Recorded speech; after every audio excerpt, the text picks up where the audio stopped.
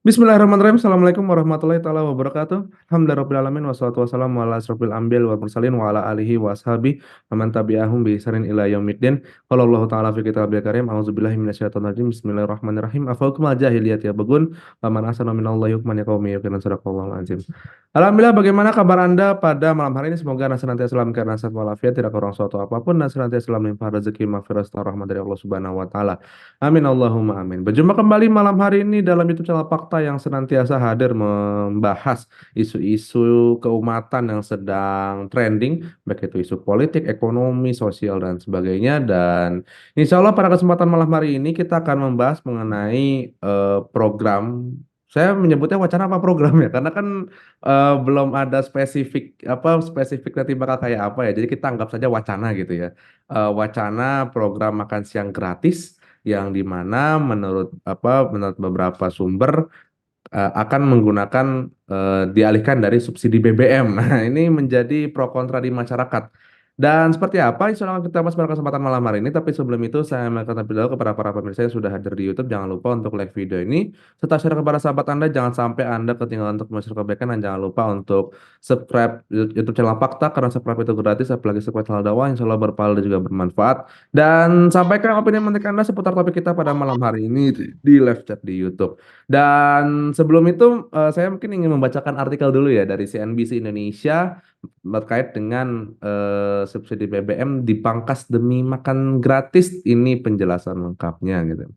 Pasangan calon presiden dan wakil presiden nomor urut 2 Prabowo Subianto Gibran Raka Buming Raka disebut-sebut bakal mengalihkan anggaran subsidi bahan bakar minyak atau BBM untuk program susu dan makan siang gratis untuk anak sekolah di Indonesia.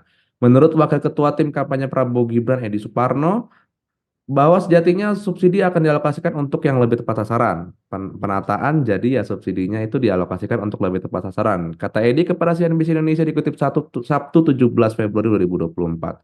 Edi menyebut penataan anggaran subsidi energi itu penting karena pada 2022 anggaran subsidi membengkak menjadi 500 triliun, yang menikmatinya 80% adalah kalangan orang mampu. Demikian juga anggaran energi untuk tahun ini mencapai 350 triliun rupiah. Dengan demikian, ia menekankan ketika anggaran itu ditata, maka bisa menjadi pelengkap dan sumber pendanaan anggaran untuk program susu makan siang gratis yang diperkirakan mencapai sekitar 400-an triliun rupiah. Sehingga yang subsidi kita siapkan sekarang 350 triliun sesungguhnya nggak perlu sebesar itu. Nah, uangnya kan bisa digunakan untuk yang lain-lain, tegas Edi. Meski demikian, Edi menegaskan sumber pendana program susu dan makan siang gratis anak sekolah Indonesia bukan hanya diperoleh dari penataan subsidi energi, melainkan sebagian besar dari peningkatan penerimaan negara. Jadi kan dibutuhkan 400 triliun rupiah. Dari mana sumber dananya? Sumber dananya adalah pertama dari penguatan sumber pendapatan pajak. Caranya bagaimana? Ekstensifikasi dan intensifikasi, ungkapnya. Melalui kebijakan ekstensifikasi dan intensifikasi pajak, Edi mengatakan pemerintahan Prabowo Gibran nantinya akan memperoleh tambahan peningkatan rasio pajak sebesar 1% dari produk domestik bruto, yakni sekitar 210 triliun untuk anggaran program susu dan makan siang gratis. 1% dari rasio pajak kita yang sekarang ini masih sangat rendah. Naik 1% saja itu bisa ada tambahan pendapatan negara hingga 210 triliun, karena PDB kita kan sekitar 21 ribu triliun untuk tutur Edi. Ekstensifikasi dan intensifikasi ini diterapkan dengan kembali menyisir wajib pajak yang belum memiliki NPWP. Menurut Edi, dari 147 juta orang yang bekerja di Indonesia, saat ini baru 30% yang memiliki NPWP, dan 30% itu juga masih ada yang belum jujur mengungkapkan besar penghasilannya.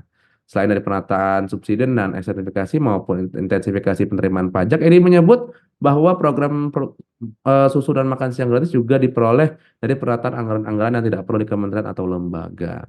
Ya, apa namanya itu, berita dari CNBC Indonesia terkait dengan program susu dan makan siang gratis. Dan mari kita bahas pada malam hari ini bersama tiga orang narasumber. Yang pertama ada Pak Agus Kuswantoro. Pak Agus Kuswantoro, kita akan sapa terlebih dahulu. Assalamualaikum Pak Agus. Pak Agus, mungkin bisa dinyalakan dulu mic ya. Waalaikumsalam warahmatullahi wabarakatuh. Gimana kabarnya Pak Agus malam hari ini? Alhamdulillah baik-baik. Semoga. Alhamdulillah baik-baik. Oke, dan semoga kita juga dalam keadaan baik-baik ya Pak Agus dan juga pemirsa sekalian. Amin Allahumma amin. Amin. Kemudian ada juga pakar komunikasi Pak Rio, kita kasih sapa dulu. Assalamualaikum Pak Rio. Waalaikumsalam warahmatullahi wabarakatuh. Gimana kabar Pak Rio malam hari ini? Alhamdulillah baik Pak Afid. Ya, Alhamdulillah luar ya. biasa. Salam buat guru-guru saya semua di sini. Amin, Allahumma amin. Oke, dan terakhir ada guru kita semua, Ustadz Ali Muslim, kita kasih sapa terlebih. Assalamualaikum, Ustadz Ali. Waalaikumsalam warahmatullahi wabarakatuh. Gimana kabarnya Ustadz Alhamdulillah, Ali malam hari baik-baik. ini? Alhamdulillah baik Alhamdulillah. ya. Alhamdulillah. Nah, mungkin setelah tadi dari berita yang sudah kita angkat ya, mungkin saya mau minta tanggapan dari Pak Agus dulu nih soal apa namanya faktanya tentang kan pada akhirnya kan berarti kalau ada penataan energi seperti tadi bahasanya Pak Edi Suparno, artinya kan berarti subsidi ini kan akan diutak-atik gitu ya, diutak-atik dalam tanda petik dan akhirnya imbasnya adalah kenaikan harga BBM gitu. Nah, mungkin bisa dipaparkan terkait dengan sebenarnya apa sih dampaknya ketika kemudian memang benar demikian subsidi BBM ini nanti akan diutak-atik demi alasan apa namanya efisiensi gitu karena dianggapnya karena kemarin habis boncos 500 triliun dan dianggap hanya 80% orang yang menikmati adalah orang mampu sehingga kemudian diperlukan efisiensi agar bisa lebih tepat sasaran gitu dan tepat sasarannya adalah salah satunya dialihkan untuk makan siang gratis Pak Agus. Ya, baik. Ya, eh, memasuki tahun-tahun politik ini memang eh, yang penting itu kan berjanji ya. Iya. Masalah ditepati dan masalah dikhianati. Indonesia ini kan bangsa pemaaf, sehingga surganya apa itu? Surganya para politisi yang berjanji itu jibun. Salah Benar. satunya ini kan terkait dengan makan. Jadi eh, energi ini kan dibagi ada energi primer, ada energi sekunder. Energi primer itu ya bisa BBM, bisa renewable. Jadi apapun itu, energi yang sifatnya itu cyclic. Kemudian energi sekunder ya bisa konversi energi yang itu bisa kita nikmati yaitu listrik dan sebagainya. Jadi kalau kita lihat tracking, tracking itu berarti beban, beban yang sifatnya mendasar. Sebenarnya kalau kita kalkulasi berapapun yang ada kaitannya dengan yang dibutuhkan oleh masyarakat, maka sebenarnya akan menghasilkan satu proses ketahanan. Kalau energi ini berarti adalah operasional secara kemanusiaan yang sifatnya itu adalah jangka panjang. Jadi Indonesia ada dan tiadanya itu juga tergantung dengan energi. Yang pertama. Yang kedua terkait dengan makan. Makan itu sebetulnya juga merupakan kebutuhan primer. Iya. Kalau tadi itu energi primer, makan itu adalah kebutuhan. Indonesia ini adalah negara yang kaya raya. Begitu ya di perut bumi, di atas perut laut, maupun aset-aset yang sangat luar biasa dari Sabang sampai Merauke. Jadi Hmm. tidak ada yang menanam, ya, Oke. tidak ada yang menanam. Dalam Hmm. artian ya energi ini kan memang ya klaster-klaster peta-peta mapping yang ada di Indonesia ini sudah pasti ada. Ya. Yang tidak ada ini adalah pengelolaannya. Kalau energinya sih tinggal dieksploitasi, Betul. kasih. Ya, itu apalagi dengan kecanggihan teknologi pasti akan presisi dengan dulu. Jadi ini adalah bukan program yang dinanti kalau hanya sekedar tambal sulam. Jadi ada yang ditambal, ada yang dikurangi, ada yang disulap. Berarti tidak akan sempurna. Namanya juga tambal sulam. Tambal sulam itu kan berarti apa yang ya yang muncul ya yang itu harusnya menjadi satu sitas yang ada di tengah-tengah masyarakat ini malah ditambal dengan yang sebetulnya ini merupakan yang urgent. Jadi ibaratnya ini tidak bisa dikurangkan, tidak bisa kalau dilebihkan oke lah atau dimurahkan pasti akan uh, jadi sebenarnya kalau tuh kalau topik ada program yang notabene ada masyarakat ini jangan sampai dinisbahkan dengan karena negara ini dengan beragam struktur kewenangan kekuasaan, maka pengelolaan yang ada di negara Indonesia ini adalah dari siapapun nanti. Jadi subsidi BBM itu cuma berapa? 168 triliun. Sementara makan 60 triliun. Dibanding dengan aset ya, batu bara yang dikelola oleh para oligark itu sampai ribuan. Jadi tidak sebanding sebenarnya. Jadi sangat iris dengan menghilangkan subsidi BBM sementara yang notabene tadi tanya itu kan tepat sasaran. Kan bisa. Seringkali kalau mau memangkas BBM di bahasa akan berdampak pada rasa. Kalau subsidi dikurangi itu kan seakan-akan nanti akan membuat shock terapi di masyarakat. Tapi kalau subsidi tidak tepat sasaran, sebetulnya ini akan bahasa klise. Tidak ada subsidi yang tidak tepat sasaran karena di piramida struktur masyarakat pendapatan yang notabene itu sangat minimalis ya, itu adalah mayoritas di Indonesia ini. Kalau naik ke atas itu aja prasejahtera dan sejahtera tapi juga PMK-nya itu baru setelah itu menengah, baru setelah itu piramida struktur masyarakat ini adalah piramida yang mana piramida itu masih mayoritas. Bagaimana bisa subsidi itu sasaran sementara LPG yang itu notabene minyak tanah dan ke LPG dan habis itu ada subsidi LPG habis itu tidak tepat sasaran ya.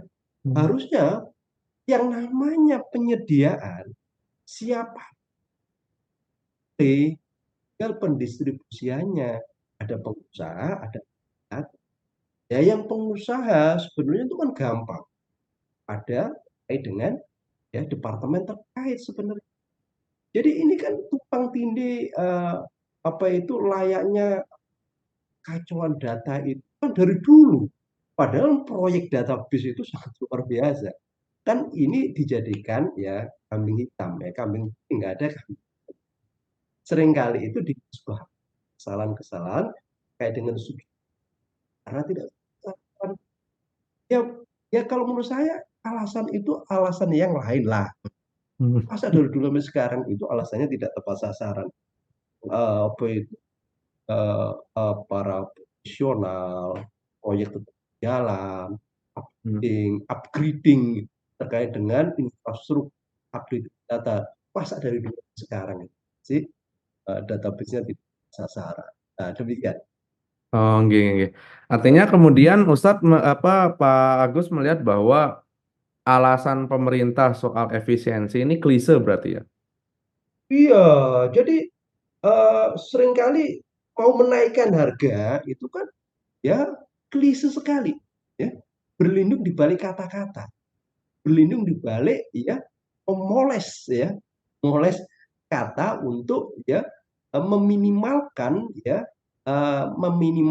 konfrontasi yang ada di masyarakat. Sehingga kadang yang tak permakluman itu masyarakat, khususnya para pejabat, para konglomerat itu yang harus memaklumi ya. Harusnya mereka itu jangan sampai mengerti ya, entah itu yang terkait dengan oligarki sumber daya sumber energi yang sangat luar biasa, harusnya yang dipangkas. Jangan sampai alasan yang terkait dengan ya tidak tepat sasaran. Tidak tepat sasaran itu bisa langsung saja siapa kan gitu.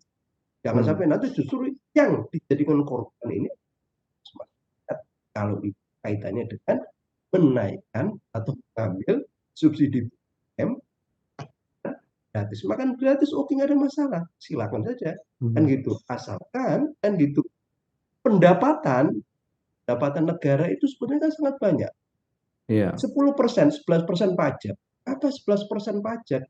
Yang 89% itu kenapa dibiarkan? Harusnya negara itu mengejar yang 8 kan olah dan si ya itu harusnya menjadi kewenangan negara.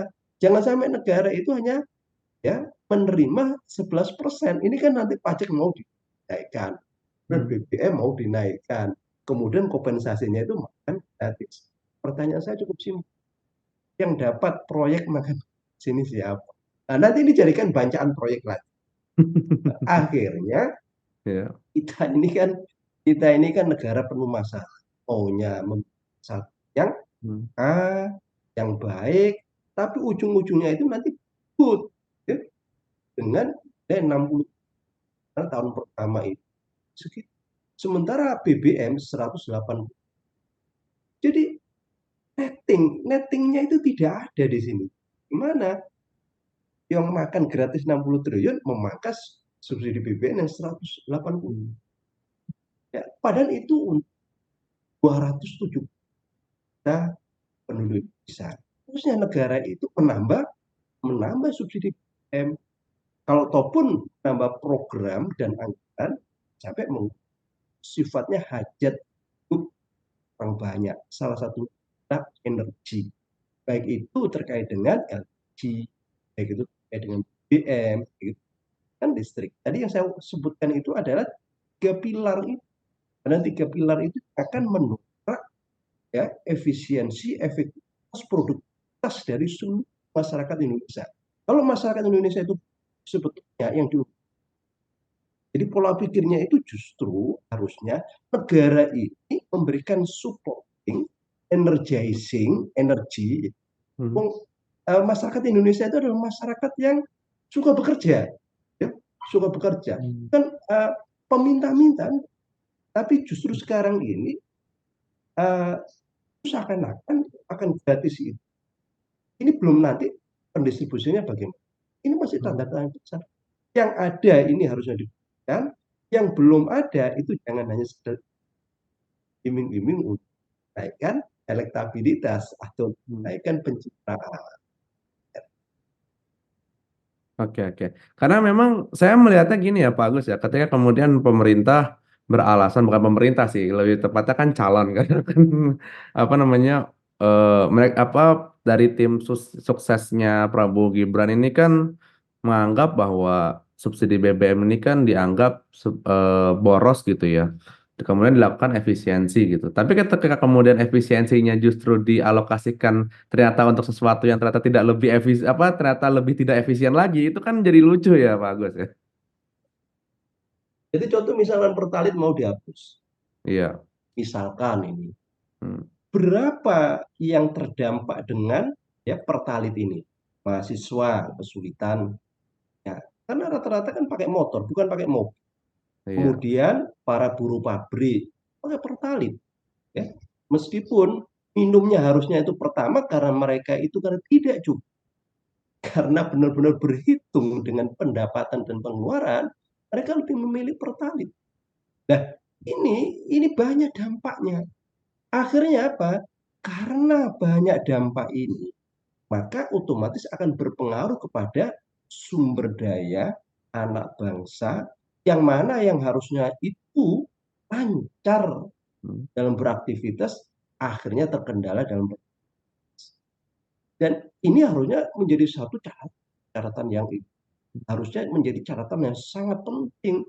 Jangan sampai justru mengorbankan yang sangat besar untuk ya memberikan yang mana pemberiannya itu juga masih ya hanya sifatnya itu janji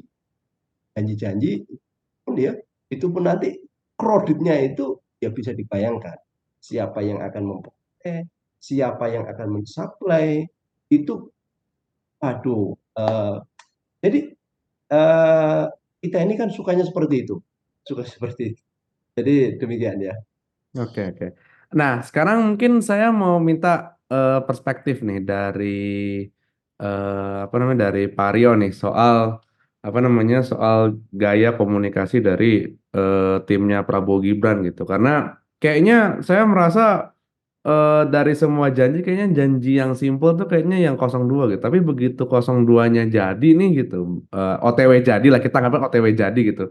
OTW jadi, lalu kemudian keluarlah semua borok-boroknya gitu. Ketika kemudian soal makan siang gratis aja, sebelumnya mereka sangat getol sekali. Begitu sudah kepilih, akun akun resminya Gerindra bilang, ah, apa, sejak kapan kami langsung ngomong bahwa kami akan ngasih makan siang gratis gitu kan.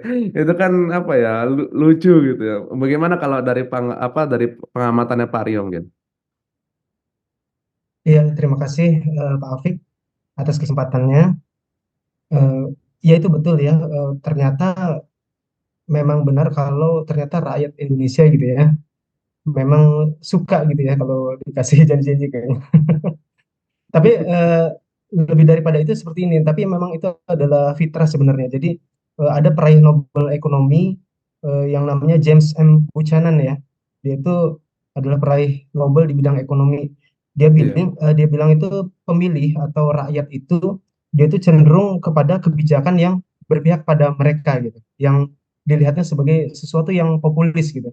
Nah, makan siang gratis ini kan sesuatu yang dia kalau di dalam ilmu komunikasi itu sangat proximity gitu ya. Dia itu memiliki proximity, yaitu kedekatan terhadap masyarakat gitu. Di tengah himpitan kehidupan masyarakat yang susah gitu. Nah, ini seperti angin segar gitu. Tapi kita kembali lagi Pak Afik iya. bahwa tidak ada yang namanya makan siang gratis. There is no free lunch. Itu kan ada gium Iya, klasik ya. benar. Jadi Ada sebenarnya game ada gium klasik klasik politik. itu nah itu kita lihat loh ini ada makan siang gratis. Jadi ada gium klasik itu apakah salah gitu ya? Coba kita lihat sebentar ya. Kita pernah melihat dulu ketika dunia berubah, dulu kita masih sering membaca koran. Kalau Iya, sekarang orang berubah, tidak ada lagi yang membaca koran, tapi orang-orang sudah beralih ke internet gitu. Nah, iya, sebenarnya media yang ada di Indonesia ini itu ternyata perubahannya itu tertinggal 10 sampai 20 tahun. Jadi pada tahun 2003 ketika kita masih baca koran, di mhm, Amerika dan di Eropa itu ternyata sudah mulai berubah. Orang-orang sudah tidak membaca koran lagi gitu ya. Mereka sudah beralih ke internet. Kita waktu itu masih, karena kita ketinggalan. Nah, apa yang dilakukan media saat itu supaya bisa bertahan hidup? Mereka mendapatkan banyak iklan gitu ya. Jadi iklan itu dipasang di majalah-majalah mereka, di brosur-brosur, ditaruh di koran dan koran itu gratis. Jadi di iya, Eropa tahun 2003 itu sudah mulai banyak koran gratis. Jadi koran-koran itu ditaruh di tempat umum, di tempat publik. Nah, jadi orang bilang koran gratis sebenarnya tidak gratis, tapi ada sesuatu yang menyupport mereka gitu, supaya mereka bisa hidup. Jadi kita melihat seperti koran-koran besar seperti Washington Post dan juga New York Times gitu ya. Ya, itu sudah beralih eranya dari kertas ke itu. Nah, begitu pula kalau kita lihat kalau kita bilang makan siang gratis gitu ya. Nah, ini sebenarnya tidak gratis gitu. Ada harga yang harus dibayar oleh masyarakat. Ya, itu di belakangnya itu ada sesuatu yang harus dibayar gitu ya. Jadi untuk makan siang gratis kalau saya lebih mengamati ini Pak Afik eh, iya. komentar-komentar julid netizen ya. Jadi iya banyak bener yang bilang gitu ya. Ada yang pro sebenarnya, ada yang pro. Jadi dia bilang begini, Iya, eh wah ini bagus. Jadi kan kalau kita ada program seperti ini nanti bisa menyehatkan industri apa catering gitu ya, catering, terus ya. rumah makan gitu, terus bumbu-bumbu katanya seperti itu. Nah, tetapi ada juga yang bilang loh, ada yang komentar yang lain juga gitu ya. Dia menimpali gitu. Kalau loh kalau memang seperti itu akan bukannya akan menambah banyaknya inflasi naik gitu kan, harga-harga kebutuhan itu pada naik gitu kan. Ya karena ada harga yang harus dibayar tadi seperti kata Pak Agus tadi ya. Itu adanya kenaikan BBM dan segala macamnya itu harus dibayar gitu ya untuk memenuhi seperti itu. Nah, itu ada tulisan yang bagus di Kompas ya, tanggal Hmm. 21 kemarin gitu. Yang nulisnya itu Agnes Theodora. Nah, jadi Agnes Theodora Hmm. itu membahas itu. Jadi total belanja APBN kita itu 3.000 triliun gitu ya. Itu kalau diambil ya 400 triliun gitu ya. Itu untuk per tahun itu untuk membiayai eh, makan siang gratis ini sebenarnya udah lebih besar daripada total anggaran di bidang kesehatan yang 187 triliun, bayangkan. Hmm. Jadi ini luar biasa sekali gitu. dan juga banyak para ekonom dan juga para politisi yang dia itu berputar otak gitu untuk apakah ini bisa diterima secara rasio gitu ya. Karena misalnya seperti ini, kalau yang ditujukan itu adalah anak-anak sekolah, ibu hamil dan balita gitu ya. Nah, ini makan siang yang seperti apa? Kita kan harus berpikir tentang menunya gitu. Kalau Iya. nasi doang gitu ya, dengan asumsi satu orang itu 15 sampai 20 ribu gitu, itu apa yang ada di situ gitu. Kalau banyak nasinya, bukannya nanti jadi diabetes. Nah, ada yang itu yang ada ekonom yang bilang seperti itu gitu. Nah, padahal untuk mencegah stunting juga itu kehamilan ibu itu dari 3 bulan pertama kehamilan. Nah, jadi harus sampai seperti itu. Dan alokasi itu apakah nanti dikhususkan untuk seluruh masyarakat gitu kan? Atau untuk di bidang kesehatan saja misalnya kan nanti ibu-ibu yang ada di puskesmas atau di puskesmas semacamnya itu belum terlihat gitu secara detail gitu ya. Apakah kita nanti makan siang gratis itu di sepanjang jalan gitu kan? Orang-orang makan sepanjang jalan gitu. Oh, ini kan masih di luar pemikiran kita gitu. Nah, jadi memang benar bahwa masih ada banyak PR yang belum bisa kita selesaikan ya. Dan ini juga kebijakan yang populis tapi memang dia ada harga yang harus dibayar gitu. Yaitu ada ilusi fiskal karena setelah ini dijalankan gitu ya, walaupun memang katanya perlu ada pemangkasan dari sana sini gitu ya. Karena kita sendiri untuk kebijakan fiskal kita sendiri kan kita melihat bahwa kita ini menganut sistem defisit gitu ya. Iya. Jadi itu sebenarnya pendapatan negara kita ini yang anehnya memang terbesar itu dari pajak gitu. Jadi dan juga hutang. Nah, ini paradigma yang keliru dari kapitalisme itu kan hutang itu adalah salah satu pemasukan negara. Nah, itu kan lucu ya. Malah kok Iya. hutang jadi ini ya, jadi sumber pemasukan. Nah, ternyata itu yang dianut Indonesia gitu. Jadi pemasukan itu adalah dari pajak dan juga hutang itu. Nah, pajak ini tadi dikatakan harus ada intensifikasi dan ekstensifikasi. Jadi mulai ditarik lagi nih, pajak itu harus lebih digalakkan lagi gitu. Ada orang-orang yang dia itu belum punya NPWP, harus punya NPWP, harus disinkronkan dengan KTP dan semacamnya. Jadi dikejar banget tuh. Nah, jadi sebenarnya ya benar juga ada komentar julid yang lain nih dari netizen kalau saya baca gitu.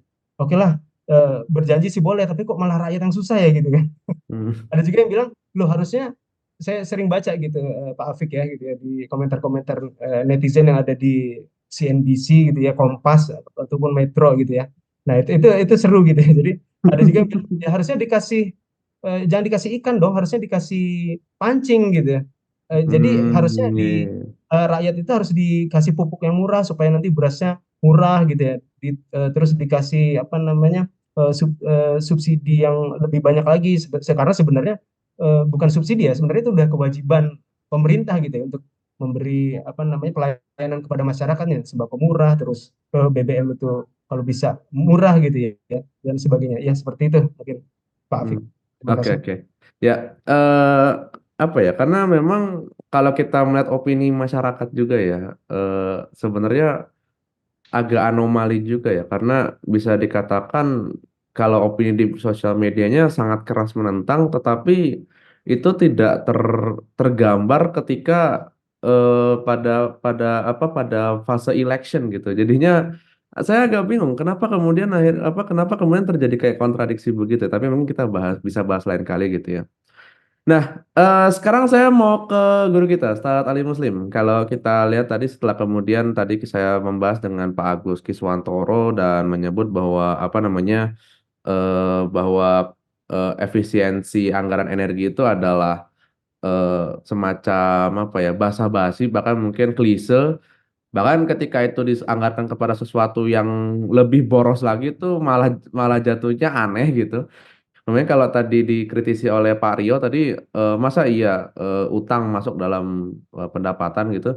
Nah, mungkin kita mau mendengar nih dari dari Ustadz Ali sebenarnya bagaimana sih kemudian Islam itu mengatur terkait dengan pengolahan bahan bakar minyak gitu. Karena kan ini kan menjadi kalau tadi kata Pak Agustan tadi ini kan kayak nyawa lah gitu. Karena hampir semua sektor kan punya pengaruh terhadap bahan bakar ini, Ustaz Ali.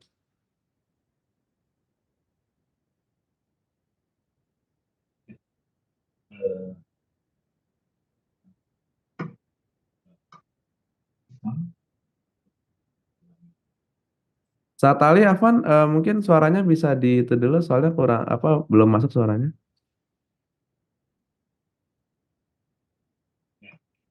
Sesungguhnya Islam itu seperangkat aturan yang menyeluruh, yang mengatur segala aspek kehidupan. Banyak di antara kita yang terlupa sebagai umat Islam dengan tata aturan ini. Ternyata tata aturan Islam itu menyangkut segala aspek kehidupan, artinya membahas ya dari A sampai Z, dari akar sampai daun. Sehingga kalau kita lihat, jangankan dengan adanya ekstensifikasi daripada pajak, ya kedudukan pajak itu sendiri kan mesti kita perhatikan ya, bahwa pajak sendiri satu perkara dalam Islam yang dilarang. Ya. Dalam Islam memang ada istilah doribah, tapi bahwa doribah itu dimintakan sebagai bentuk pengorbanan, bahkan sebagai wakaf dari agnia ketika kas negara dalam keadaan kosong. Ya. Belum lagi kalau kita perhatikan tentang hadis yang dengan tegas menyatakan bahwa anasus sorokati salas, manusia itu berserikat di dalam 3 perkara, alma, al-khala, wa nar, di dalam air, padang gembalaan, dan juga sumber daya mineral. Namun membisniskannya haramun, itu dilarang ya, itu adalah kemaksiatan. Nah, lalu uraiannya ada pada bagaimana mengatur kepemilikan. Ada hak milik pribadi, ada hak milik umum, ada hak milik negara. Berkaitan dengan apa namanya, pencabutan subsidi BBM kan, ini kan juga masih debatable ya. Betulkah ini adalah subsidi gitu ya? Karena pada faktanya tentu kita melihat bahwa memperhatikan bahwa sumbernya dari kita, diambil dari kita, lalu ketika dijual dinyatakan bahwa itu ada subsidi, kan gitu. Bahkan kan pernah pernah diuraikan, pernah disinggung bahwa sesungguhnya kalau diperhatikan hanya biaya untuk eksplorasi, biaya untuk transportasi itu tidak sampai pada tingkat ya BBM tertentu itu, umumnya bensin, tidak sampai pada angka paling mahal di bawah 5.000. Itu perlu dipertanyakan tentang fungsi itu sendiri. Lalu Islam melarang itu, bahwa itu semua mestilah sepenuhnya digali untuk kepentingan, untuk kebutuhan, untuk segala hal yang berkaitan dengan kehidupan masyarakat. Ya, itu adalah anugerah yang Allah berikan kepada kita. Nah, persoalannya adalah pengolahan. Kita tahu ya tadi bahwa sumber daya alam termasuk mineral dan sinada itu sendiri itu dikuasai oleh asing atau asing. Itu perkara, itu problem ya. Padahal bisa dengan hal itu bisa memenuhi kebutuhan kita sendiri. Yang kedua berkenaan dengan pajak, ya, bahwa pajak itu satu perkara yang diharamkan. Nah, bahkan memungutnya, celakalah penguasa, pemimpin yang memungut pajak, ya, gitu. Kan kita lihat ya bahwa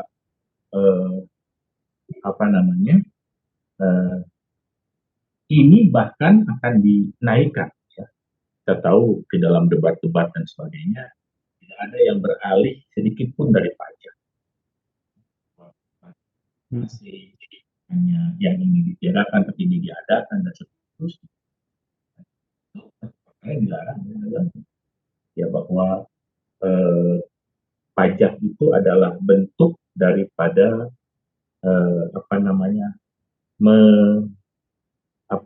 menyedot ya, yang mestinya dibangun, mestinya difasilitasi gitu ya. Itu difasilitasi. Selama ini menjadi sumber daya itu diserahkan pada asing atau asing, lalu negara hanya mengambil pajaknya saja, kan kayak gitu. Ya. Belum lagi dari sektor-sektor yang dimiliki oleh rakyat yang jelas ya, PBB, ya, belum lagi kendaraan dan seterusnya. satu perkara yang dilarang, ya, bagaimana kita melakukannya pun dengan penuh ketidaksukaan gitu ya. Karena kalau kita suka berarti mengikuti, kalau dalam ayat Quran kan jelas apa ittahadu ahbarahum warubahnam arbaban min duni. Mereka menjadikan rahib-rahib dan ini eh, apa namanya para pendeta mereka sebagai Tuhan.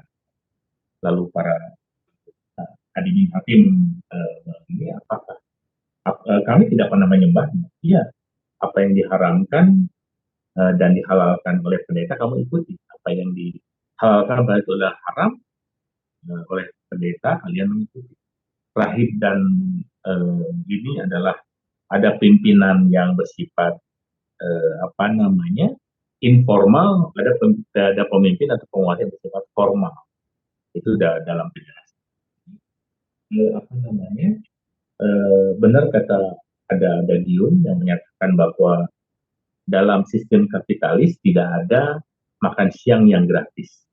Jika kau tidak membayarnya dengan uang, maka kau akan bayar dengan yang lain. Bagaimana kita bayangkan ya?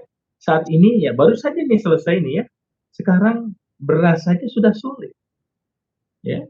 Bagaimana Islam memberikan ini untuk itu cek apakah terjadi penimbunan ataukah terjadi memang kelangkaan ya. Itu tentu harus diadakan biar seimbang. Karena satu, negara tidak boleh mematok harga, tapi di sisi lain juga rakyat memang harus makan ya. Itu. Jadi itu harga yang mahal gitu ya. Sekarang rata-rata masih murah sih ya. $1 ya. 1 kilo ya. Nah, $1 1 kilo kan gitu. Jadi apa namanya? Baru saja usai pesta dan kelaparan gitu ya. Nah, itu.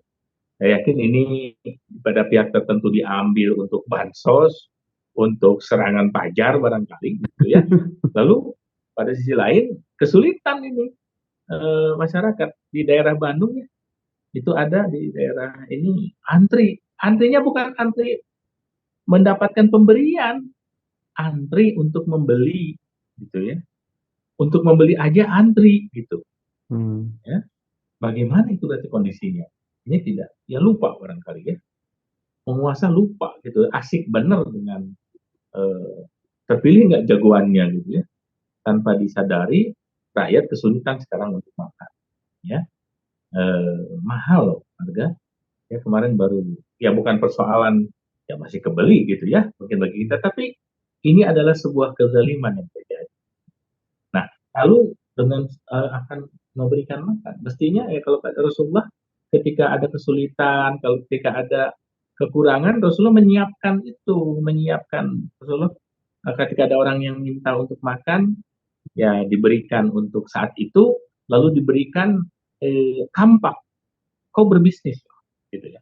Jadi itu negara punya kewajiban untuk justru memberikan peluang-peluang bagi kemudahan mendapatkan nafkah. Gitu. Itu yang paling penting gitu ya. Jadi ketika sebuah kebijakan yang tidak sejalan dengan Islam, boro-boro akan jadi solusi. Yang ada adalah problema baru. Ya. Kita tahu, bukan persoalan naiknya cuma dikit, tapi ketika BBM naik, ya yang lainnya ikut naik.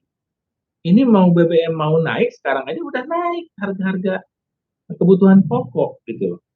Jadi belum lagi ada kenaikan yang dipicu ya, kenaikan itu dengan akan dinaikkan gaji gitu ya dan sebagainya. Jadi, pastilah inflasi akan begitu luar biasa ya, akan begitu luar biasa ya. Satu negara yang berhasil itu diantaranya mengendalikan inflasi yang lambat. Ini enggak inflasi sampai berapa digit cepat, wah itu bisa menimbulkan masalah di masyarakat. Jadi dalam pandangan Islam justru apa namanya pengaturan tentang pengelolaan sumber daya mineral begitu diatur sepenuhnya untuk kepentingan rakyat, sepenuhnya untuk memenuhi kebutuhan, dan kalau dihitung itu tentu cukup gitu ya. ormas dan sebagainya. Itu menjadi regulator saja, jadi tidak hadir dalam keadaan yang terjadi. Padahal bagaimana pemimpin Islam dalam menjalankan itu, ketika penderitaan melanda, maka dia yang paling pertama. Ketika kebahagiaan itu menimpa, ya, sebagai sebuah kebaikan, maka pemimpin itu yang paling belakang. Jadi apa namanya? Pertama, pengaturan itu dalam Islam adalah termasuk BBM yang dihasilkannya. Yang berikutnya, ciri utama dalam kapitalis bahwa pajak sebagai sumber pendapatan utama, dalam Islam justru tidak. Ya, dalam Islam adalah beberapa pos yang menjadi anggaran pendapatan daripada negara itu mestinya dijalankan. Ya, setiap perkara yang arodo, ya, yang meninggalkan an-zikr dari Al-Quran, dari syariat Islam, ya, maka kalau timpakan serba kesulitan. Ini adalah rangkaian yang sistematis bagaimana semakin terpuruknya kita jika kita meninggalkan Al-Quran dan Sunnah. Ini bisa berarti bahwa Islam sebenarnya. Oke. Karena memang kalau kita perhatikan ya, apa namanya, problem kita beberapa tahun terakhir ya, bahkan berapa puluh tahun terakhir tuh memang kita tuh tidak pernah menemukan sebuah penyelesaian yang clear ya, karena ada masalah dikasih satu solusi, ternyata solusinya tidak menyelesaikan masalah, bahkan menambah masalah baru gitu ya, berputar di situ aja di situ kayak gitu. Sehingga kemudian kalau tadi penegasannya memang ya perlu dikembalikan kepada wahyu Allah Subhanahu wa taala seperti itu. Dan memang tadi sudah dicontohkan tadi bagaimana Rasul tadi ya, apa namanya, terkait dengan tugas-tugas negara itu seperti apa. Baik, Bapak-bapak semua, karena sekarang sudah jam 8, jam 9 juga ya, di di sini ya. Mungkin saya mau minta closing dulu mungkin dari masing-masing, mungkin dari Pak Agus dulu mungkin. Ya, baik. Eh, negara ini kan notabene aset yang sangat terkait dengan isinya dan tinggal mengelola negara ini. Sehingga program dan anggaran yang harusnya yang perlu diperhatikan bagaimana anggaran itu yang ada yang sekarang ini yang notabene itu sangat luar biasa, baik itu pendapatannya yang tidak berimbang dengan pengeluarannya, jangan sampai memberikan karpet merah kepada para pengusaha, oligarki, penguasa terutama yang itu usaha yang akan justru ini menentukan beragam program yang justru mempersulit posisi rakyat yang akan dikurangi subsidi BBM-nya. Jangan sampai membuat satu program yang itu justru hanya program ini hanya manis di kemudian sulit terimplementasi. Bahkan itu akan menambah susah masyarakat yang itu harusnya diperbesar subsidinya. Salah satunya itu adalah dan tambah gairah masyarakat yang luar biasa, itu sangat akibat itu. Jangan sampai mempolitisasi ya, bahasanya gitu ya, dengan adanya program-program yang justru hanya menguntungkan pihak-pihak yang itu mempolitisasi, bukan mengaktualisasikan kewenangan masyarakat, tapi memobilisasi program untuk kepentingan para fokus yang justru akan ya berat bangsa Indonesia yang ini masuk mayoritas Muslim bangsa Indonesia ini, ya, sehingga jauh sekali dari pernikahan, ya, jauh sekali dari kemaslahatan yang itu kepada mayoritas masyarakat Muslim.